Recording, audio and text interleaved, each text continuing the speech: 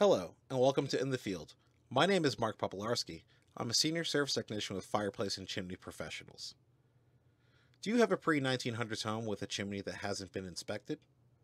Are you experiencing water damage in your home that roofing repairs have not been able to fix? Let me take you through a recent case where years of disrepair have led to extensive water damage throughout the interior of this home.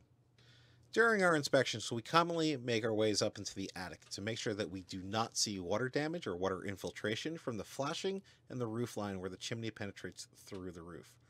As you see here, we have heavy efflorescence and scarring on the wood from water damage coming in for years on this chimney here. Looking at the other side of the chimney, we can see more of the same damage.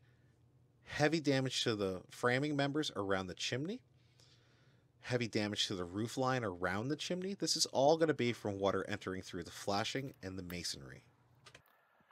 Upon gaining roof access, I see where the water entry is originating from. There's damage to the stucco that was applied over the brickwork.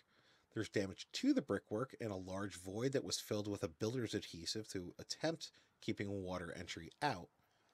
Around the counterflashing where the chimney meets the roof line, we see a fiberglass coating that was applied around the chimney to try and keep water out. Additionally, we see a roll down part of roof installed to try and keep out water lower of the chimney. None of these repairs are a long-term solution to water entry into your chimney, and they will fail within a short period of time of their installation.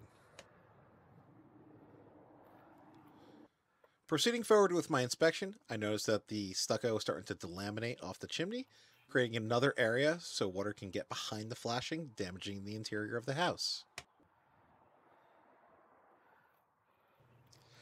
As I made my way to the lower parts of the chimney flashing, it became apparent, and I documented immediately that that lower part of flashing was not sealed at all. All rainwater would be able to enter into the roofline directly through that large gap that you just saw.